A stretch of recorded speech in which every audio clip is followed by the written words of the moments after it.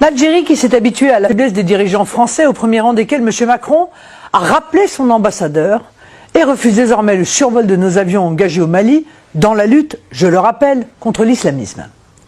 Cette dernière décision, grave pour la sécurité de nos pays respectifs et de l'Afrique, n'est pas acceptable et la France doit absolument s'exprimer à ce propos. Face à un pouvoir algérien qui croit que la France est un débiteur éternel, un partenaire que l'on peut tancer à longueur de temps, notre pays doit tenir un langage très clair et très ferme. Emmanuel Macron, qui est décidément le président de tout et de son contraire, après avoir glorifié le régime algérien et pris le parti d'accabler la France par une injuste et inadmissible repentance, a pris sous la pression du calendrier électoral la décision de réduire les visas accordés à l'Algérie. Cette mesure n'avait que trop tardé et elle est bien insuffisante quand on connaît l'ampleur de l'immigration algérienne et les problèmes graves de communautarisme qu'elle entraîne chez nous.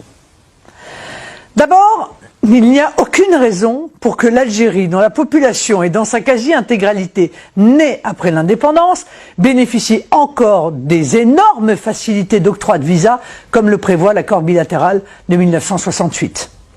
Il y a d'autant moins de raisons d'admettre ces octrois que de son côté, l'Algérie refuse d'accepter le rapatriement de ses ressortissants illégaux, délinquants ou simplement reconduits à la frontière au titre d'une OQTF, une obligation de quitter le territoire français. Écoutez bien, aujourd'hui le taux de réponse des autorités algériennes aux demandes de la France est de 0,2%. Les accords permettant les facilités de visa doivent donc être abrogés.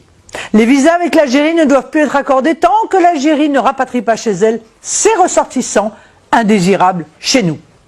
C'est à la France de définir qui rentre chez elle et qui doit en sortir. Si ces arguments ne devaient pas suffire, je propose que la France remette en cause les autorisations de transfert d'argent que les ressortissants algériens envoient chaque année, 1,5 milliard tout de même, vers l'Algérie et qui ne participent donc pas à l'économie française. Élue présidente de la République, croyez-moi, chers compatriotes français, je saurai faire respecter la France et ses intérêts, tant à l'extérieur qu'à l'intérieur.